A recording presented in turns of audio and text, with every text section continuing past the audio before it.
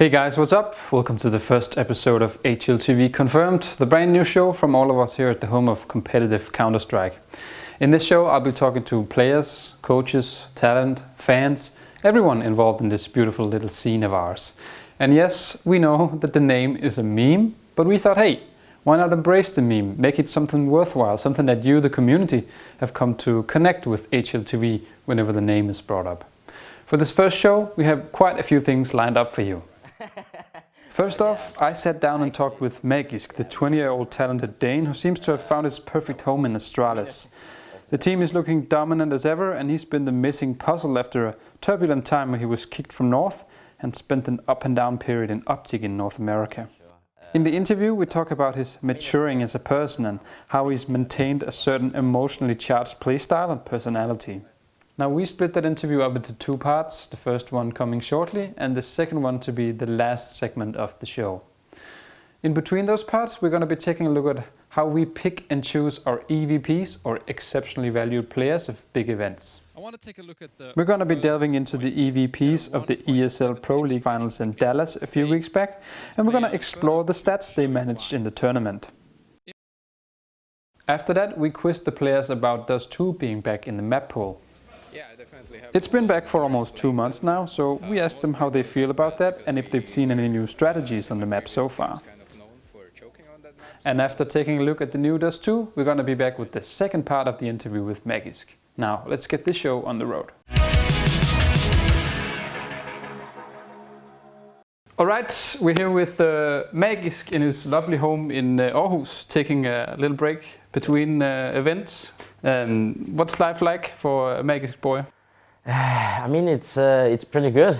I don't really have anything to complain about right now. I mean, getting into the team was a nice opportunity, and I think it's a one in a lifetime chance. So I'm doing everything I can to prove my worth and be a good teammate and learn from my mistakes in the past. So in the past you've been labeled as quite the emotional player, and we certainly talked before about that. How is that now in a system that's a little more maybe strict? Actually, I think my emotions is getting is starting to benefit me more. It's sometimes I can get frustrated, but I think everyone will have those moments. But I just think I've learned that if I can control my emotions into something better and using that emotion to play better, I think it's definitely improving because I'm not yelling as much as I did before, and that's simply because sometimes you can get out of the zone if you do that too much. Of course, there's gonna be moments where you just do that and you sit and yell and you're really happy, and there needs to be room for that. But if you do it too much, everyone on the team can get a bit out of the zone. And as an example, if I win a round doing an insane clutch or something like that, I will be yelling and cheering for myself and the team. Will too, right? Yeah, our coach Danny, he's definitely gonna be cheering as well. But sometimes it's gonna be like chaotic in the buy round, and sometimes you might actually miss making a plan up because everyone was cheering and stuff like that. So if you do that too much, you're gonna end up talking in the freeze time where you should be talking about the plans. You will be cheering and yelling, and it could actually hurt the next round. So even though you did great. Yeah, even though you did great. So you talked about you're more structured with your emotions too. Now, what's been your problem before? I think I've been sometimes I've been too harsh against myself. If I had a bad game, I would be blaming myself. Not even my teammates or anything. I would be blaming myself for playing bad and feeling that I'm letting down the team, and that's gonna. And before that would hurt my game even more. So if I had a bad start to a game, I would have a tough time getting back into it and start playing good. And I think that's where I've improved, and I've had a lot of focus on it. That even though I play a bad game, I need to work on just helping my teammates. I might be really bad in that game, but if I can help my teammates with communication, sacrificing myself, tell one of my teammates, let's go here and trade kill me. So you can trade me and I'll go first. You know, if I have a very bad game or maybe just drop an AK and take a C set instead, even though the C set is almost better at this point. But still, it's just like focus on helping the team if you play bad. And I think like in the past, if I had a bad game, I wouldn't do that stuff. I would make sure that I would get into better positions. Like some people would maybe even call it like kind of baiting. But I think that's just that was just the way of me, because I was a young guy. Like I'm still young, but I was really new into the scene, and you wanted to prove everyone that you were good enough. And if you had a bad game, you would be thinking, oh, what do they think of me now, and stuff like that. So I just think it came with like experience and learning that even though you have a bad game, people are not gonna hate you from having one bad game. But in general, like if you have many bad games, that's where they will start like being toxic or calling out stuff and stuff like that. But as long as you help your teammates, it's much more worth than just trying to kind of bait your teammates to get into better positions because you have a bad game. Let's talk about the emotional part. There were certainly some examples of it. I remember the Boston Major last year. In Atlanta. Yeah. And then there was a story recently that came out from the VP coach after Krakow. Yeah.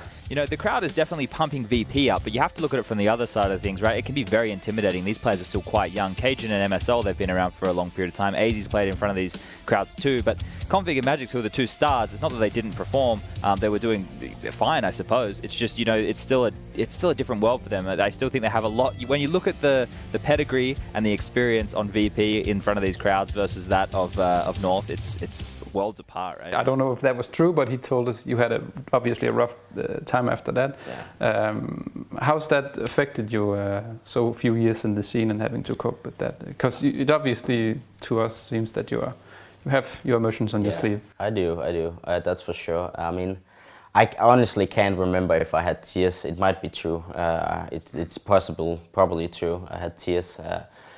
But I mean, it was. I mean, VP, the guys from VP have always been nice to me. They took care of me, and they gave me a beer after I got benched, and they were really nice, and they were talking with me. And I mean, those guys have so much experience, so they were trying to tell me that like you're so young, and you should just learn from the mistakes and move on, and you probably just deserve better than this team if they don't want you on the team and stuff like that. So they were really nice, and of course I appreciate that, especially from those guys, because like those persons have been watching my whole career, like even before my career. My career has not been that long, so I've been following them since the first major in CS:GO, and been my idols as well, because if you can be so good and be on the tops for such a long time, it's definitely because you work hard, and then you have the mental to win the big games as well. So it's certainly a big leap from being in Krakow and then this feeling that you have now. Did those two episodes where you obviously were very hurt from your own play in Atlanta, where you didn't win as you supposed to against VP actually, and then certain other substantial consequences with the team North in after the Krakow match. Did you use those things in a positive way? How do you work with that? Yeah, I mean the first major in Atlanta, where in my opinion we should probably have won that game, but that's life, and that was definitely very tough for not only me, because I was playing a really good game, and there's no doubt about that, but it is after all a team game, so it did hurt everyone on the team as well. I know that many on the teams that they really hurt them, that couldn't step up at that time, and it could have been a potential really good tournament for us if we had won that game. So I know it hurt them as well, and I just think after that tournament, I think I was actually really hurt inside, and even the tournaments after, because it was my first major ever, and in that position it can be tough for a young guy at that time to handle that. It's a really big disappointment, because it's that tournament you really want to perform in, and you really want to try and win. So that was very tough for me, and I think my game kind of got hurt as well from that, and I didn't use that in a positive way in the beginning. I was letting myself down, and instead of using it as something good, because I did play a really good tournament, and I did play a really good quarterfinal. There was a record and a half, I remember. Yeah, and I should have just taken that with me and be like, well, if I can do that in a quarterfinal of the biggest tournament, I can definitely like keep improving and be a better player. But I kind of let myself down in that way. I was overthinking and just, yeah, it was a tough time. And I just think in Krakow, I think the team just decided that it was about time to try something new, because the results hadn't been there, yeah. So I think. And you were obviously not in a mental state. I think I was just disappointed in the results of the whole team, and I think we had the potential to be so much more, but we kind of, every time we got into a quarterfinal, semi-final or something like that, we would always play really bad. It was like the only times we would like win, it would be like if me and Config was having the best game of our lives, and I just think it might have been just because the whole game was like set up around us at that time. So if we didn't perform, it was gonna be very tough to win those important games, and I think it was just like a team decision that they had to try and do something else, because it didn't work and we didn't win any titles, which is why, I mean, we were like a top team. We were supposed to be one of those like top 5 teams in our heads, and we just never like lived up to that. And obviously now you're doing better, so the next question might be stupid, but the way that you're situated now with the great play you're showing in the team and yourself, did you think those emotional states or those experiences can help you now, and how so? I think it has made me a better like player in that way. I'm learning to control that, and I'm getting more experience. It's not like if we have like a best of 5 against FaZe, just like in Sydney, it's quite tough losing two maps in a row like that in overtime and being so close. That can be very tough, and you could be. Normally, I would probably be really tilted back in the days, and I would be very mad about myself because I was playing bad. But at this time, I think I've just had so much experience, and I've learned from the past that it's always possible to come back. Like we're not playing that bad that we can't win against these guys. It's just about having to perform as a team now, that we have to stop making stupid mistakes, and then we're gonna win. But sometimes you just have days off as a team. But at least for myself, I was still feeling emotional, that it was in a good way, and I was using that to pump up myself and the whole team. Okay, that's it for the first part of our interview with Magisk. The second part is coming up shortly. Right now though, we take a deeper look at one of the key features of HLTV coverage. It's the EVPs, or exceptionally valued players of big events, that we pick and choose. In this segment, we'll be looking at some of the stats that the players managed at the ESL Pro League Season 6 finals in Dallas a few weeks back, and also show you some highlights that correlate with the stats to show you how we pick the EVPs. Let's get into it. First up on our list is Device, who had a really strong showing at the event, almost getting the MVP award, which ultimately went to his teammate Dupree. Now, why is he on the EVP list? He was hard to kill, had few deaths per round, was very impactful, and he had a lot of opening kills per round. Let's take a look at the second rating here, the high impact one, 1.43. This is from the Grand Finals, Map 1, 15th round on Dust 2. Impact rating is all about staying alive while also getting damage in, getting assists, and getting kills. And this is a pretty good example of that. He waits for the first player to come out and falls back with a flash over the wall. He opts to go onto the site to defend because he realizes that this is probably a rush from Liquid. Now he fails these next 2 shots with the AWP, but still manages to stay alive even though he's hit down from pit. This is the kill he lands on Taco, and realizing that he's hit Naf behind him, he throws the Mollo and also the HE grenade to see if he can land a kill, which he does. Now this is 3 kills while staying alive in a round, and that's why he gets a high impact rating. Number 2 is Astralis in-game leader, Glaive. Yeah, as you've probably figured out, Astralis are pretty much gonna dominate this list. Let's take a look at why Glaive is our number 2. He had a flawless match against the rivals in phase. He did a lot of damage throughout the tournament, and also he netted quite a big amount of assists. I want to take a look at the first point here. He had a 1.76 rating against phase, and this play on Inferno should show you why.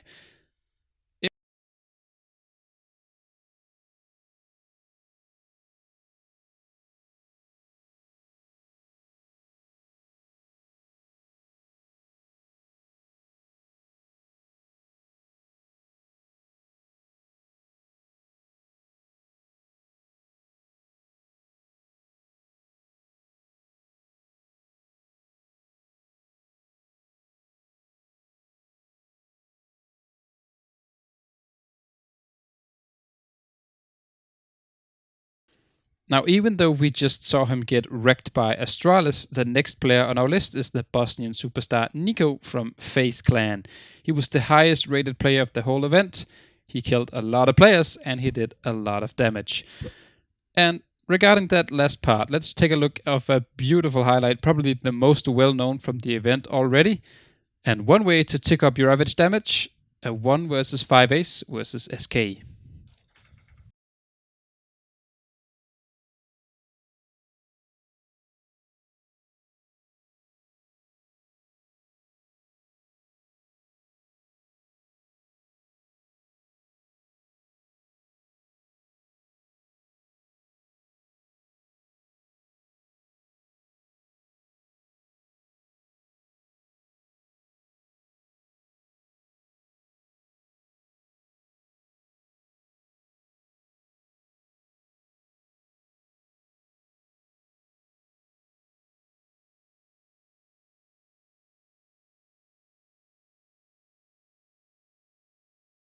Coming in at number 4, we have Russian breakout player Electronic from Na'Vi. He was one of the best T players at the event with a 1.41 terrorist rating. He was consistent, never falling below average, and he was deadly, getting 1.81 kills every round. Next up is the first North American player to grace our EVP list, Liquid Star Elish. He was the top fragger of the event with 244 kills in total. He had the most headshots with 112, and he was also one of the most assisting players with 49. Let's take a look at the headshot capabilities of the young American star.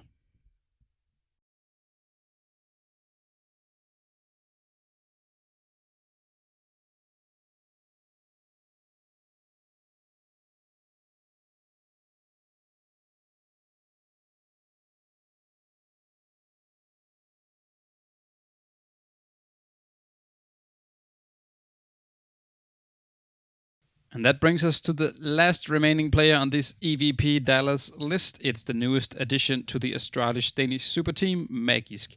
He was very hard to kill, he had a 53 KDD difference, and he clutched a lot of important rounds for his new team. Let's take a look at the survivability aspect of his game. This is from the matchup against FaZe, where he kills 4 and survives with just about 40 HP.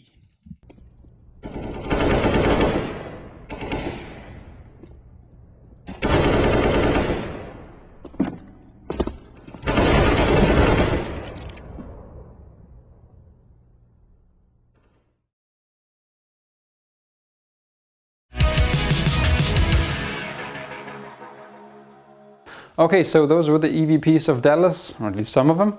We hope that you got a little bit more insight into how and why we picked the players for EVPs. Now it's time to take a look at one of the most iconic map in CS, Dust 2. At Star Series a few weeks back, we were treated with quite a few pics of the old map, or new map. We quizzed the players about their feelings about the map being back in the pool. Have they seen any new strategies? What do they feel about it? Is there a certain kind of nostalgia attached to playing Dust 2? Let's see what they said.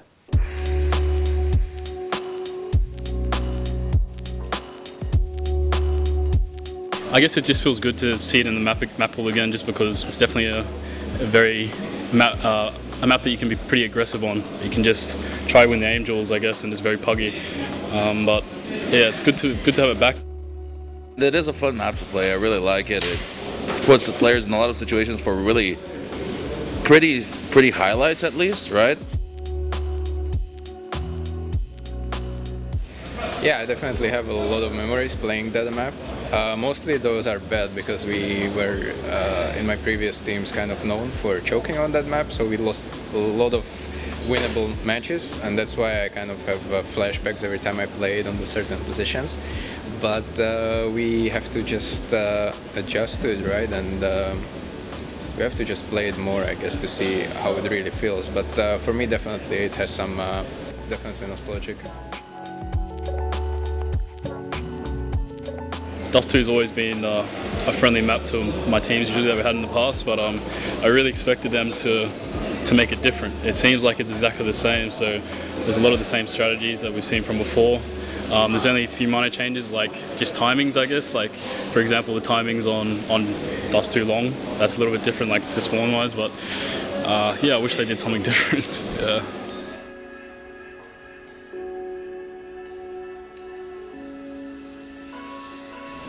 So far I have seen mostly the same things, but I have to say in practice I saw some variations of old strats that were kind of unique and it wasn't used on Dust 2.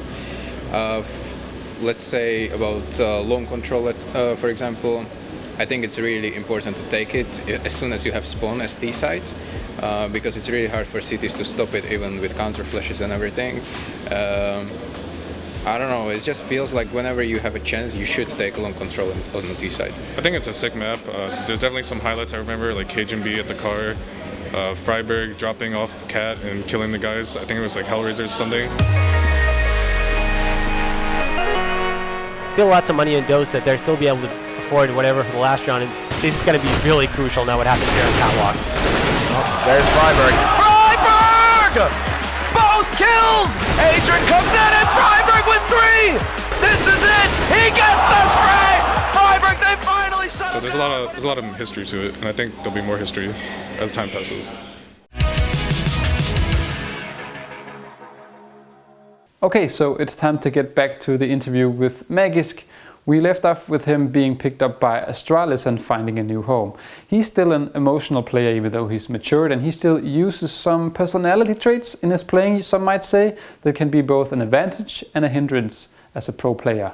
Let's see what he says. We've talked about maybe maturing emotionally and as a player with more experience, but you still have that little zest in you. You still do some things that are maybe a little bit showing off your personality, like there's certainly still some, maybe some will call it BM. Yeah. You still sometimes shoot at a body, or there was some teabagging issues, and I think there was a little incident with the North logo as well the other day.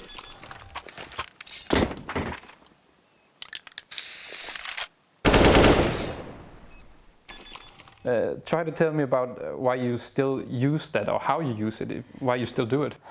I mean, it's not really BM. I think it's more like a way of showing that you're happy about winning a round. It's never against, like, it's never personal. It's never because I never do it to one certain player. It's never because of that. It's more like showing that I really care about the game, and I really I'm playing to win tournaments. I'm not playing to be second. I'm playing to win, and that's all I want. And I don't care about being second or being the last in the tournament. I want to be number one, and that's why I show emotions, and I think that's a good thing as well.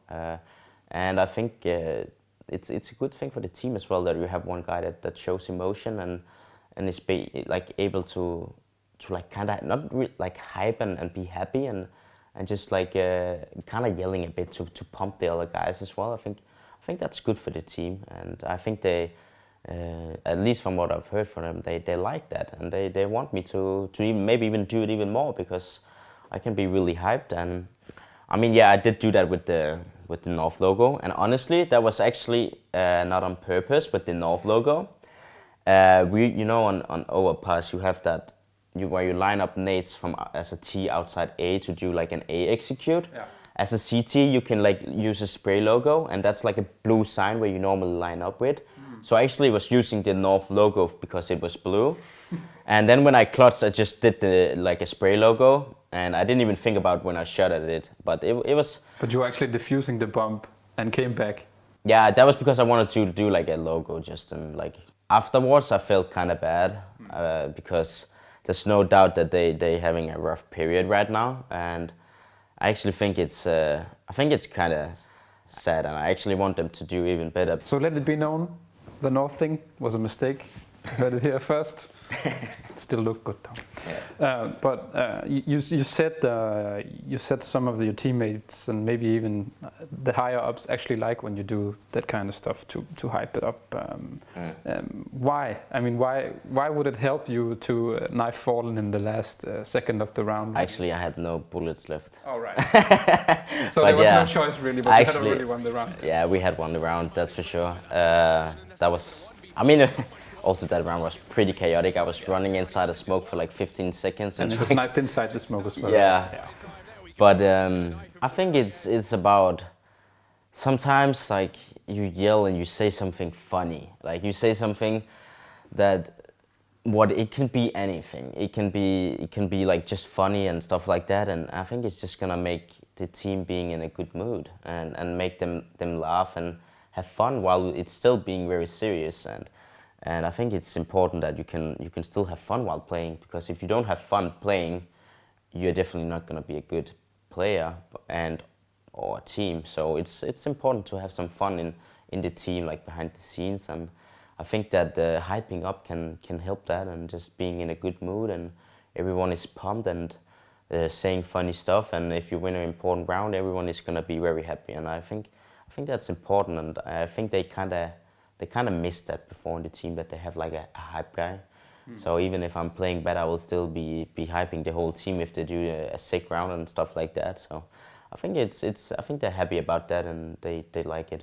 And sometimes maybe it's also about getting in the head of your opponent. I mean, without being really evil, obviously, but just of course saying to him, I got your number. Yeah, I mean, at this point in the tournament, they can't really hear us anymore. Yeah. So it's like it's more. If you BM someone, let's say you knife him or shoot the body after he's killed, maybe there's a reaction. I mean, he might be thinking, what an idiot, and he might be a bit more tilted getting knifed for sure. But I think at this point, everyone have tried it so many times that they don't really care about that. I think it's more like a team-wise. It's more like for your own sake, like. For the team and yourself. I actually think, at least for myself, I don't really care if someone is like shooting at my body or like doing a spray logo or stuff like that. It doesn't really hurt me anymore, because it happens so many times now that you're used to it. And I think it's just, as I said, it's just for the team actually, like getting yourself in the zone and being hyped. But obviously there's also, every time this happens, there's a reaction from the community. You know, it's up on Reddit, or people will be talking about it in interviews. And how would you say, I mean, considering these things, that you utilize them, you use them actually very specifically, how would you say your relationship is to the community? I think, in some ways, I think people are starting to realize that I'm actually a nice guy. I did make my mistakes in the past about saying stupid stuff on Twitter and stuff like that. But I've learned my mistakes, and I'm definitely thinking about everything I write on social media, and just in general, just trying to hurt no one, because that's never been my intention, to like hurt people and being an idiot. Even though some of my like past mistakes you could read it as just me being an idiot and trying to be like hurting other people, even though that's never really been my intentions. I think it's just being a young guy on social media, and sometimes you write something that you never really thought about how people would actually be able to understand it. And yeah, that's I think that's definitely something I've learned, and I think I'm just trying to be a nice guy in general and respect everyone, because that's you get way like you get like way further in like in game but also outside the game with the other pros, when you respect them and you don't talk bad about them, because I mean in the end of the day it doesn't really make a difference if you talk bad about someone, you're gonna be the guy who's getting the most trash talk anyway. So you might as well, if you think something bad about something, or you might think someone is annoying or anything like that, you might as well just keep it for yourself, because it's not gonna help me, it's not gonna help him, it's not gonna help the community, even though they like reading about that stuff. Yeah. So keep it to shooting at bodies. Yeah. Maybe sometimes teabagging a little bit. Yeah, sometimes. That's your limit. Yeah. I mean, I think the community at this point, they know that it's, at least I hope so, that they know it's actually not personal, and it's not because I hate someone. I mean, honestly, I don't even hate anyone on the pro scene, because I actually think everyone is so nice. Of course, some people can be a bit, not arrogant, but they have what is the word, like they have their own personality, and that's a good thing. And I think everyone has their ways of handling certain things. People are probably saying the same about you. Yeah, exactly. I have my personality, and a lot of people see me as an emotional guy, and that's kind of my personality. I like to show emotions, and I think it's good that we have different personalities in the community, and definitely like a guy like Fallen, he has a good personality. Like he's been helping so many people and doing a lot of stuff for the community, and that's like different from person to person, how you like to like be as a it's gonna be like how you is as a person. It's also gonna be like the personality that you gonna try and show like to the community, and I think it's good that we have different personalities. So wrapping things up, Emil, you're certainly at the top now, and there's also going to be a lot actually tournaments in the summer here. A lot of tournaments. Where do you see yourself as a team right now? Obviously, everyone is trying to figure you out and probably want to take you down in the best of 5 finals. Probably, I know certainly one team that wants to. Yeah. What do you think is going to be like this summer? I mean, there's no doubt that getting to the top is definitely very hard, and it requires a lot of work. But honestly, it requires even more work to actually stay there, because as you said, we are the team that people wants to take down right now. We are the team that people wants to beat the most, because right now we are the best team in the world right now. But that might change in a few months, because everyone is gonna analyze us, anti-strat us, and just, sometimes it's people just play so much better against the team that they just really want to beat. And that's just how CS is, and it's definitely going to be tough moving forward, because we have to work hard. I mean, but if we can continue the path that we've there's still a while to the major. To this point, and keep doing that and keep working hard, I'm sure we can stay on the top and hopefully on the #1 spot. But there's still a while to the major. Yeah, I mean that's where you want to be, right? You want to be winning the major, because the major is the major, and that's something everyone is dreaming of. At least myself, that's like the one tournament that I just really want to try and win. So I'm definitely with the team going to work hard into those tournaments, and hopefully we can keep working, not working, but staying here and just play good. Thank you, Emil. No problem. Okay guys, that's it for the first episode of HLTV Confirmed. Thanks so much for watching, and we hope you'll be back for the next episodes. Be sure to leave us your feedback so we can do even better. Thanks for watching. I'll see you next time.